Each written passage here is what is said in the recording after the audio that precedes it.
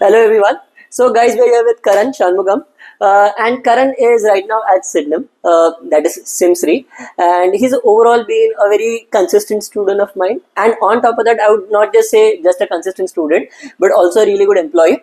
Now, Karan has also had a hand in developing a lot of content that we help students with. तो जो भी हमारे इधर sums और वो सब में करण ने काफी ज्यादा हेल्प किया. He has a very good hold over everything.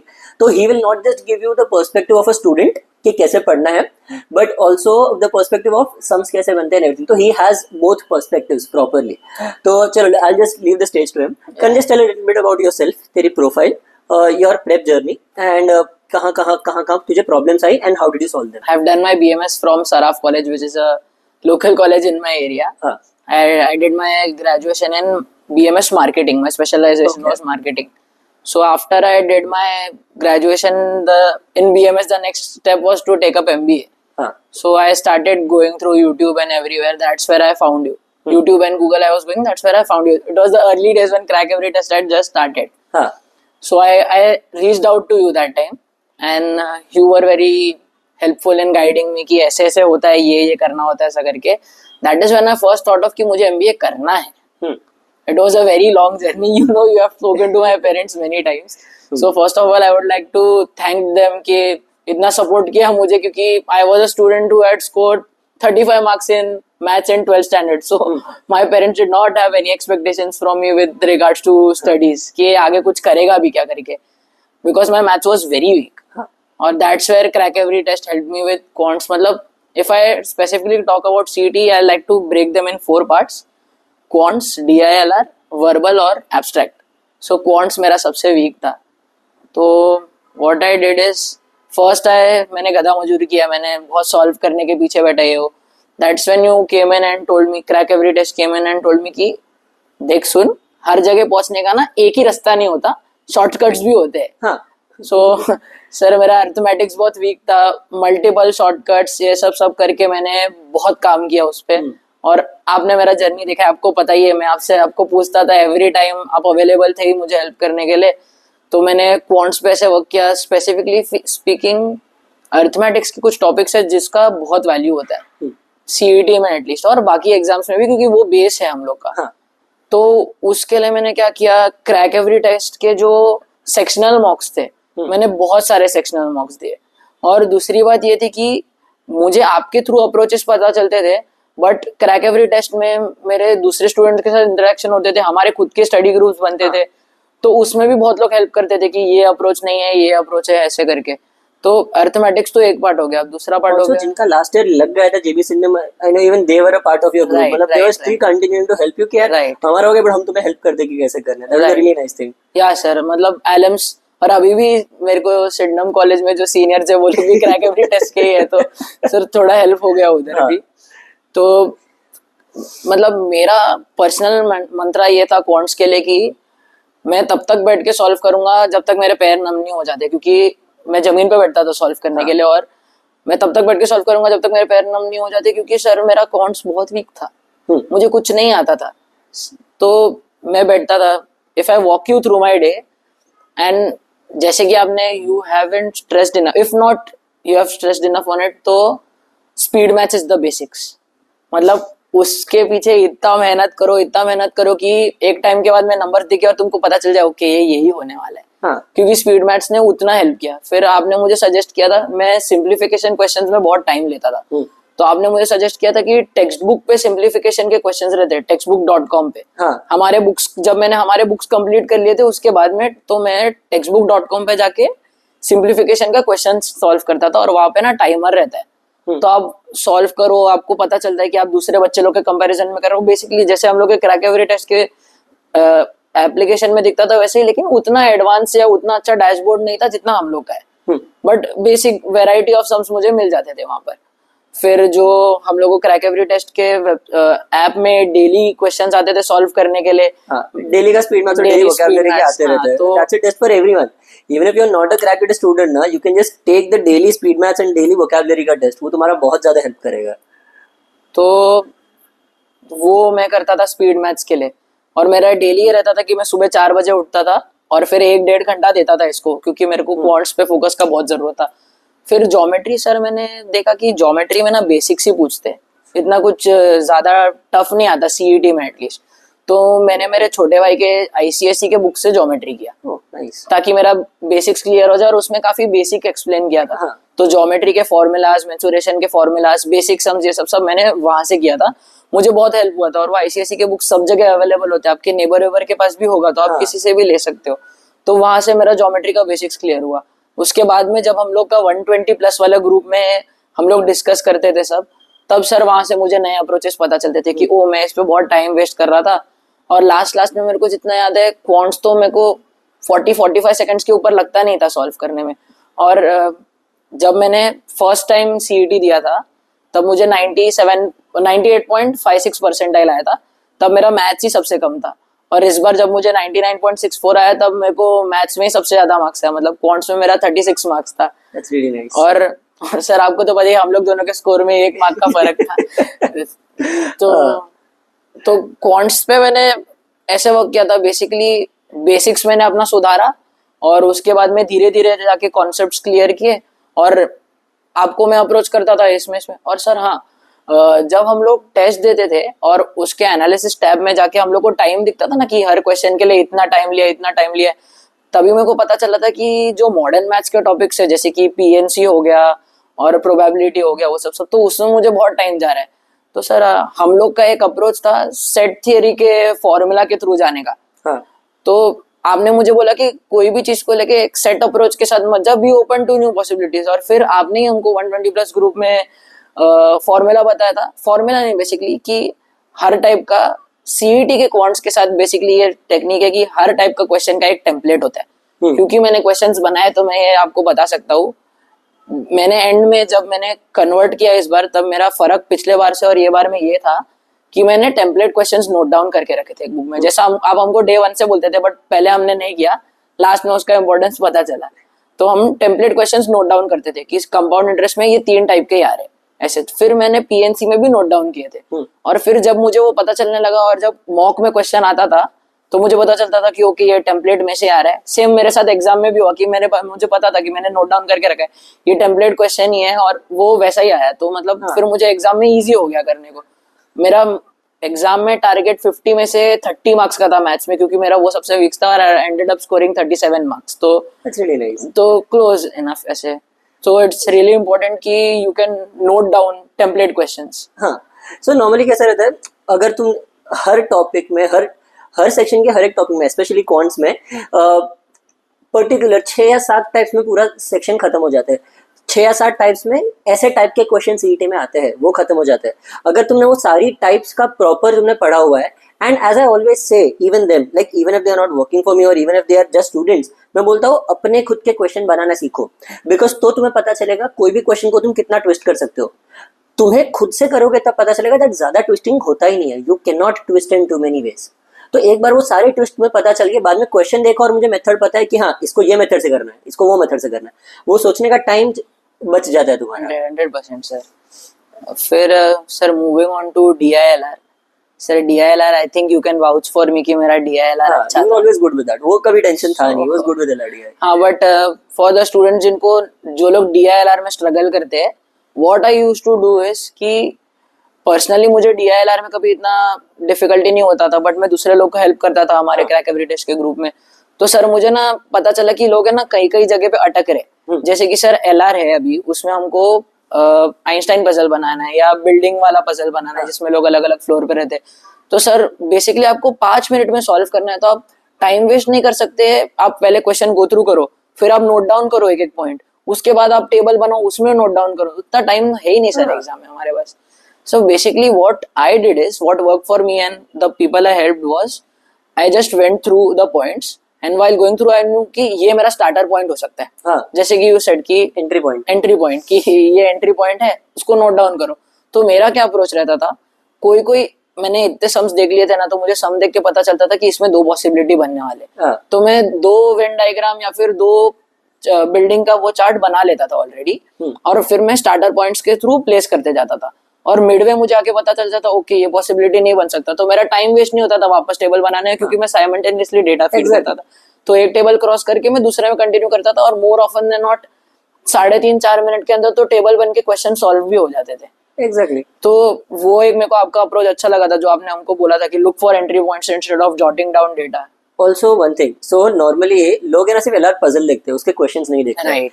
Questions देखोगे ना तुम्हें पता चलेगा यार ये वाला एलआर पजल, तुम्हें क्वेश्चन देख के ही पता चल जाएगा दैट इसमें केसेस बनने वाले नहीं बनने वाले, because the questions if they are of the form, and this is something that works in CAT also, अगर क्वेश्चंस ऐसे फॉर्मेट के that if Karan is sitting on the 4th floor then dash dash dash, इसका मतलब that there is a possibility that Karan can sit somewhere else also, मतलब इसमें cases बनेगा।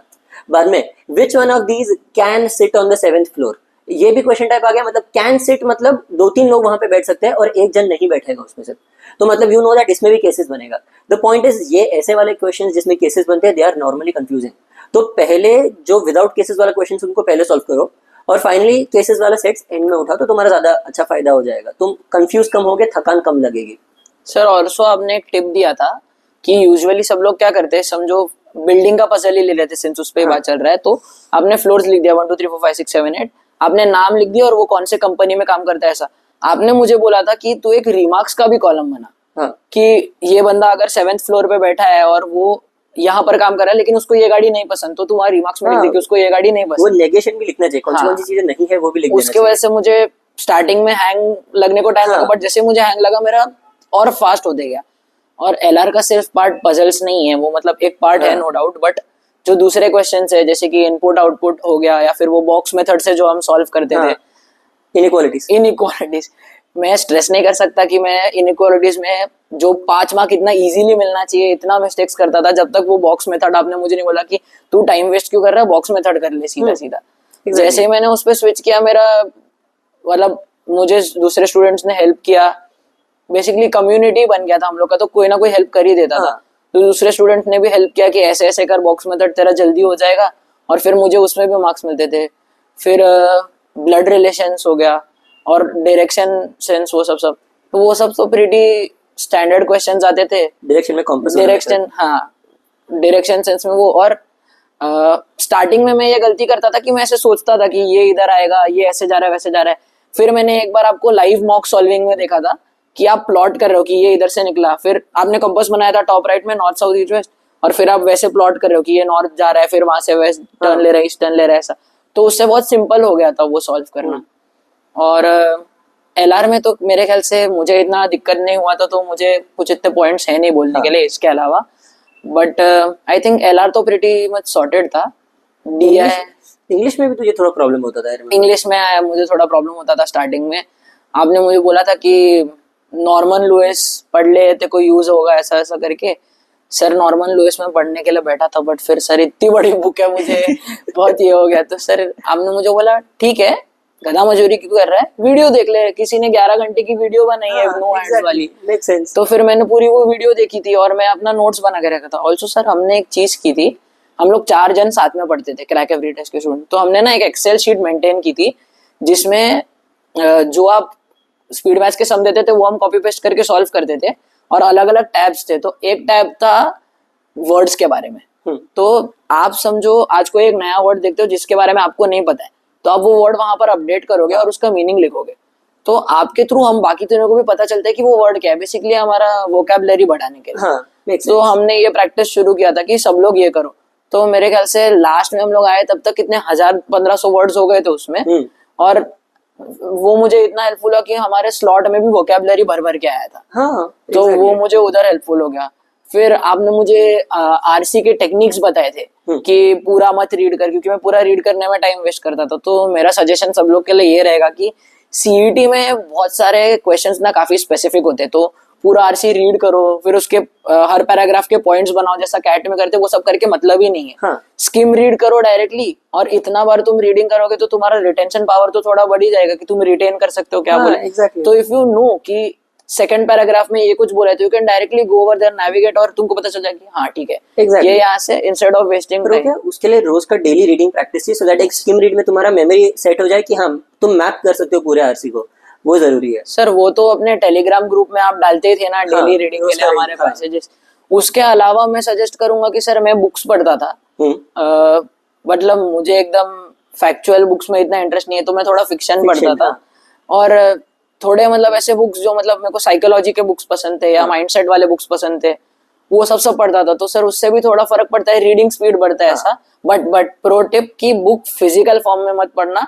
Sir ने मुझे डांटा था एक बार कि फिजिकल फॉर्म में क्यों पढ़ रहा है, एग्जाम नीचे होने वाला है क्या, ऑनलाइन होने वाला है क्या, मतलब स्क्रीन पे पढ़ो। तो मेरा हैबिट डेवलप हुआ उससे रीडिंग का कि मैं स्क्रीन पे रीड करता था। आंखों को स्ट्रेन होता है ना स्क्रीन पे, उसकी आदत लगनी चाहिए। हैबिचुएट हो गया था कि उसको देख देख के पढ़ने का। और ये भी सर आपने हमको बोला था कि जिस टाइम पे स्लॉट्स रहता है एग्जाम का वही टाइम पे मॉक दो। तो मेरे को नींद नहीं आता था पेपर के टाइम में, मेरे को आदत हो गया था कि वही टाइम में मॉक देने का। तो वो मुझे बहुत हेल्प किया था इंग्लिश के लिए, क्योंकि वो सर ऐसा टॉपिक है जिसमें नींद आ जाता है पढ़ते पढ़ते, फ्रैंकली स्पीकिंग। मुझे कैट में वो बहुत प्रॉब्लम है कि इंग्लिश पहले रख देते हैं। चूज करने इंग्लिश तुम पहले करो बाद में करो, इंग्लिश पहले करोगे तो पहले से नींद आने लगती है और इंग्लिश लास्ट सेक्शन रखोगे तो इंग्लिश के टाइम ही नींद आएगी, पर वो इंग्लिश की नींद बाद में एलआर और मैथ्स भी बिगाड़ती है। 100% सर। बट मेरा सीईटी में ऐसा सोचना था कि मैं इंग्लिश पहले करके अगर हटा दूं तो मुझे बाकी का टाइम अच्छा है। क्योंकि सर जैसे आपने हमको समझाया था कि जब हम लोग पेपर स्टार्ट करते तो हमारा मैक्सिमम अटेंशन स्पैन रहता है 1-1.5 घंटे के लिए, फिर बीच में थोड़ा ड्रॉप होता है और फिर एंड में ऐसा आग लगती है कि अरे खत्म होने आ रहा है, जल्दी करो जल्दी करो।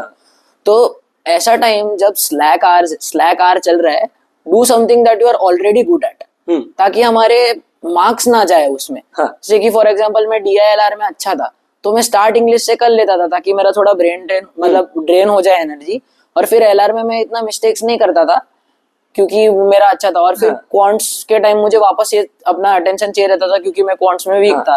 तो वो तो मेरा स्ट्रेटेजी ये था, मैं इंग्लिश से स्टार्ट करता था, LR और एब्स्ट्रैक्ट बीच में रखता था और फिर क्वांट्स से एंड करता था। और मैं टाइम भी उस हिसाब से देता था क्योंकि जम्बल्ड पेपर था तब, तो हम लोग ABC स्ट्रेटेजी यूज करते थे डायरेक्टली। तो मैंने क्या किया था, ABC स्ट्रेटेजी पता रहेगा ना कि okay, so basically ABC strategy अभी करो बाद में करो छोड़ दो। सो क्वेश्चन जो तुमको देख के लगता है कि तुम देखो फर्स्ट लुक में तुमको पता चले कि मैं 30 सेकंड्स में कर सकता हूँ, तो वो क्वेश्चन तुम फर्स्ट उठाओ। B स्ट्रेटेजीज तुमको पता है कि ये क्वेश्चन मुझे आता है, मैं अभी रिकलेक्ट नहीं कर पा रहा, बाद में कर लूंगा रिकलेक्ट, या थोड़ा बड़ा है मैं बाद में करूंगा, जैसे कि पजल वजल हो गया, तुम उसको B स्ट्रेटेजी में डालो। और C कैटेगरी क्वेश्चंस वो है कि तुमको आता ही नहीं है। जैसे कि फर्स्ट जब मेरा अटेम्प्ट था CET का, जब मुझे 98.56 आया था तब मैं छोड़ के गया था ज्योमेट्री, मुझे आता ही नहीं था, तो मैंने टाइम वेस्ट ही नहीं किया उस पर। अंडरस्टैंडेबल। तो मेरा स्ट्रेटेजी ये था कि मेरे A कैटेगरी क्वेश्चंस थे वर्बल से स्टार्ट करते क्योंकि वो मैं फर्स्ट उठाता था। तो वर्बल में मेरे A कैटेगरी क्वेश्चंस थे ग्रामर, वोकैब, और B कैटेगरी क्वेश्चंस था RC क्योंकि उसमें बाद में मैं आता था टाइम। पैरा समरी में B कैटेगरी में डालता था, पैरा जंबल्स मेरे लिए इजी था, मुझे मतलब नैक था उसको सॉल्व करते करते, इतना सॉल्व कर लिया था, तो मेरा A कैटेगरी में रखते थे। LR में मैं पजल्स छोड़ के बाकी सब कुछ A कैटेगरी में करता था क्योंकि I was good with LR। Right.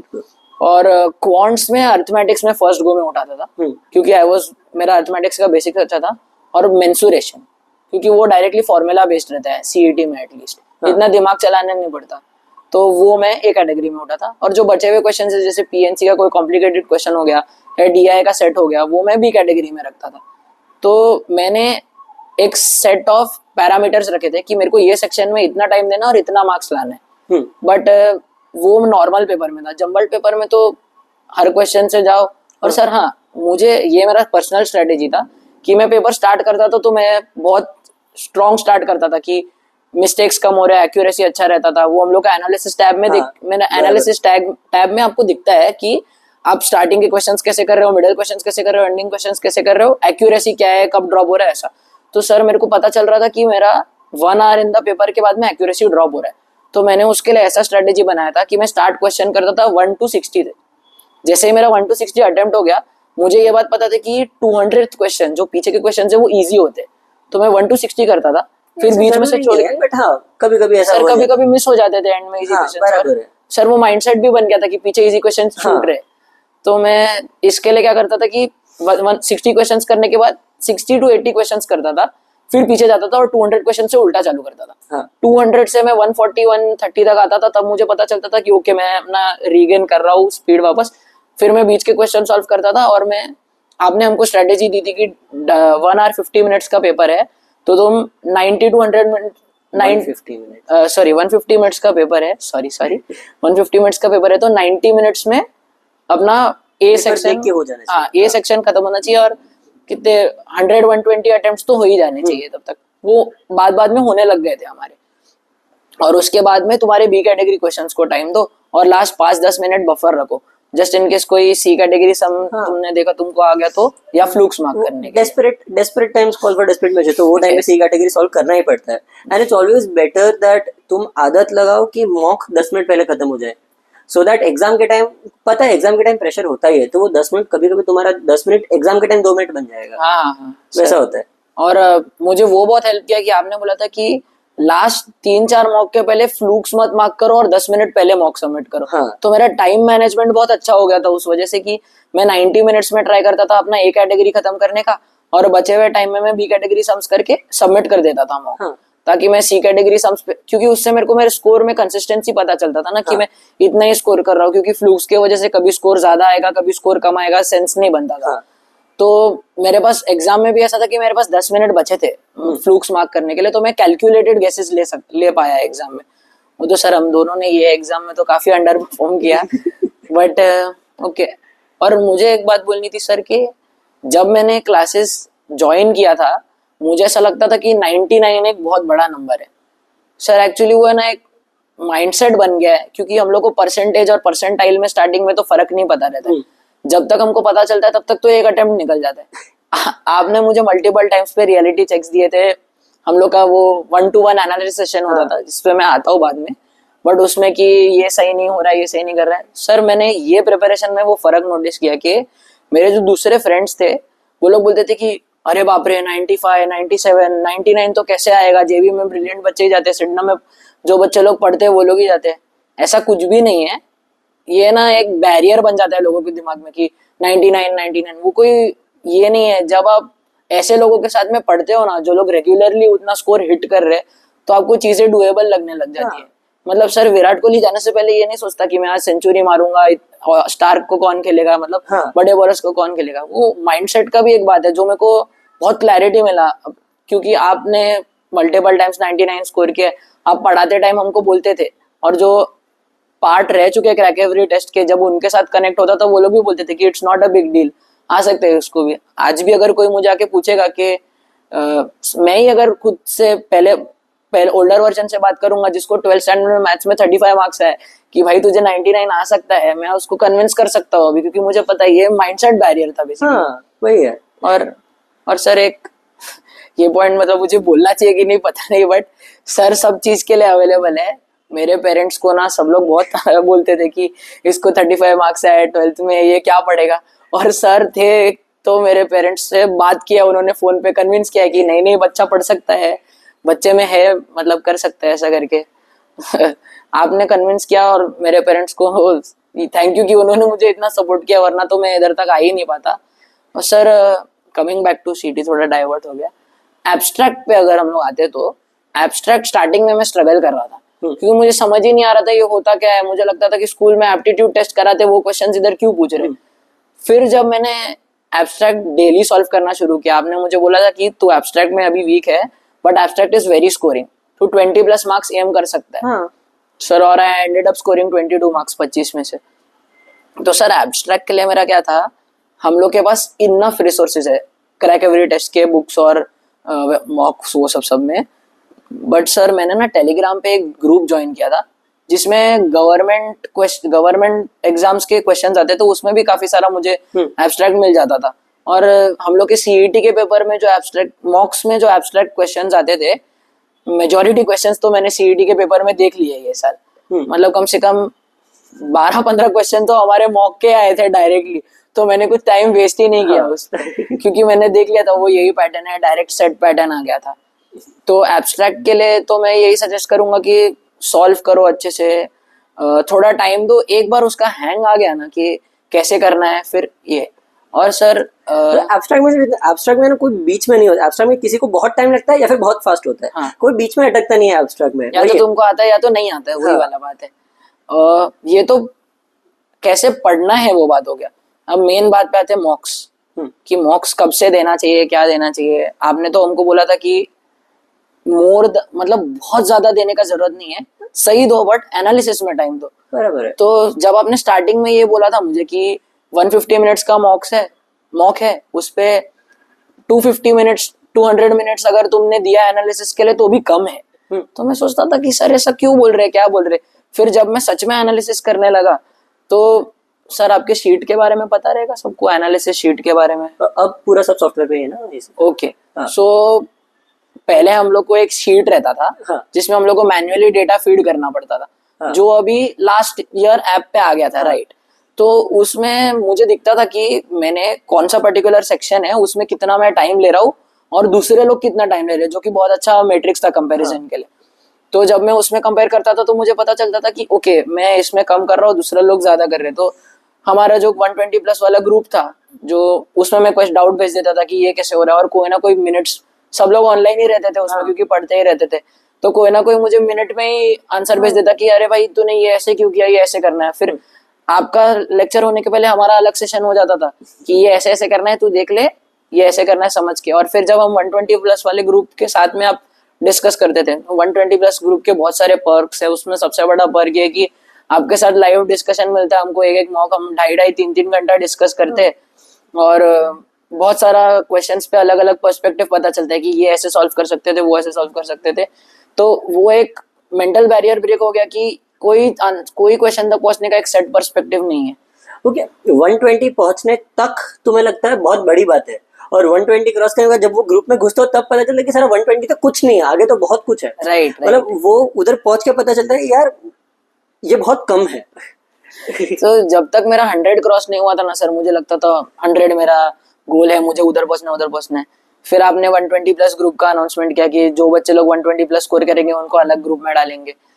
तो जब मैं 120 स्कोर, सर 100 0 to 100 100 to 120 पहुंचना इजी है, बट 120 के बाद में मार्क्स बढ़ाना बहुत मुश्किल है, क्योंकि वो बेसिकली आपको आपके सिली मिस्टेक्स पे काम करना है, टाइम मैनेजमेंट पे काम करना है। ग्रुप में ही होता है, वो अकेले अकेले नहीं होता ग्रुप में। और ये भी है कि आप कितना एनालिसिस को टाइम देते हो क्वेश्चन के लिए, कि अगर समझो मैं 5 मिनट में कर रहा हूँ कोई क्वेश्चन और वो 2.5 मिनट में कर रहा है, तो वो उस क्वेश्चन में अच्छा है इसके लिए वो 2.5 मिनट में कर रहा है कि ये क्वेश्चन हो सकता है 2.5 मिनट में। exactly. बेसिकली एनालिसिस से तो वही पता चलता है कि कितना अच्छे तरीके से तुम सॉल्व कर सकते हो एक सम।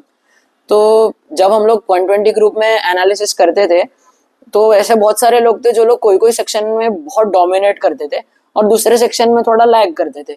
तो वैसा हम लोग ने एक ग्रुप बनाया था जिसमें मेरा स्ट्रेंथ LRD है, एक का स्ट्रेंथ क्वांट्स है, एक का स्ट्रेंथ इंग्लिश है।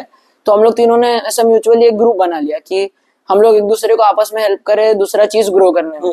तो मुझे वो बहुत बेनिफिट हुआ था कि मुझे पीयर्स मिले क्रैक एवरी टेस्ट से जो लोग है। और सर हम लोग का जो 50-60 जन का ग्रुप था उसमें से मेजोरिटी पब्लिक ही गया है ना JB और सिडनम में। 50 के आसपास लोग तो मेरे हिसाब से गए ही है। तो 60 के ग्रुप में से 50 लोग गए, मतलब तो ये तो है ही। और सर वो जो हम लोग का ऐप है उसमें फ्री मटेरियल भी बहुत रहता था जो मुझे बहुत यूजफुल लगता था, क्योंकि मेरे फ्रेंड्स मुझसे पूछते थे कि कहाँ से हम लोग पढ़े, मैं वो लोग को सजेस्ट करता था। और फ्री मटेरियल यूज करके ही जो आपने फ्री मॉक्स वो सब भी दिए है, वो सब यूज करके ही बहुत लोगों का फीडबैक आया था कि ये अच्छा है अच्छा है। और फ्रैंकली स्पीकिंग मैं मॉक्स में जितना स्कोर करता था, मैं 130 से 150 के बीच में स्कोर करता था, मैंने एग्जाम में भी उतना ही स्कोर किया मॉक्स में जाके। तो मॉक्स एक्चुअली बहुत मतलब अच्छा एक लेवलाइजर है कि आपको पता चलता है कि क्या लेवल पे क्वेश्चंस आने वाले हैं, where you are lacking, what do you need to do करके। क्योंकि जो मॉक्स के बाद में इनसाइट मिलता है ऐप पे वो तो बहुत अच्छा है ही, प्लस मॉक्स के क्वेश्चन लेवल और जो बच्चे जिनके साथ हम लोग कम्पीट कर रहे हैं वो लोग भी एक बहुत अच्छा आइडिया देते कि ओवरऑल क्या स्टैंडर्ड रहना चाहिए ऐसा करके। Exactly. But that's a lot of information for the students to also take in. But yeah, I really like that he broke it down. उसने हर एक सेक्शन का कैसे तैयारी करना है, किधर कहाँ कहाँ तुम अटकोगे वो भी करण ने ऑलरेडी बोल दिया। So now the point is that you have to just take from this interview that अगर मैं यहाँ अटक रहा हूँ तो ये सोल्यूशन है, अगर मैं यहाँ अटक रहा हूँ तो ये सोल्यूशन है। So I would suggest that you guys at least like just save this video or put it in your watch later so that you can come back here even during preparation. जब full force में चालू तब वापस तुम आके देख रहे हो अरे मैं अगर यहाँ अटक रहा हूँ तो ये करना पड़ेगा, वहां अटक रहा हूँ तो ये करना पड़ेगा। You have an exact map. एक टिप सर मैं देना चाहूंगा, मैं बस अपना डे बताना चाहूंगा कि ताकि लोग प्लान कर सके अकॉर्डिंगली। तो सर स्टार्टिंग में मैं ना ये मिस्टेक करता था कि मैं एक ही सब्जेक्ट लेके पूरा दिन बैठा रहता था कि आज मैं पूरा दिन वर्बली करूंगा, आज मैं पूरा दिन LRE करूंगा। स्टार्टिंग में मेरा प्रोडक्टिविटी अच्छा रहता था, बट आप जैसे ही ड्रॉप होने लगा आपने मुझे बोला कि तू एक ही चीज लेके क्यों बैठा है, सीईटी एग्जाम में एक ही चीज आने वाला है क्या, अलग अलग सेक्शन तेरे को कभी भी आ सकता है जमल पेपर में। तो मैंने अपना अप्रोच चेंज किया। तो सर मेरा डे स्टार्ट होता था मॉर्निंग 4 o'clock से। मैं सुबह उठता था और स्पीड मैथ्स और सिंप्लीफिकेशन के क्वेश्चंस लेके बैठता था 1-1.5 घंटा बराबर से। और फिर सर मैं थोड़ा रीडिंग करता था और फिर मैं सो जाता था, क्योंकि सर सबके घर में, मुझे लगता है मेरे घर में नहीं, 7 से 9 का टाइम है जब पेरेंट्स लोग, बच्चे लोग रेडी होते हैं, स्कूल वूल जाते, तो मैं वो टाइम सो जाता था थोड़ी देर।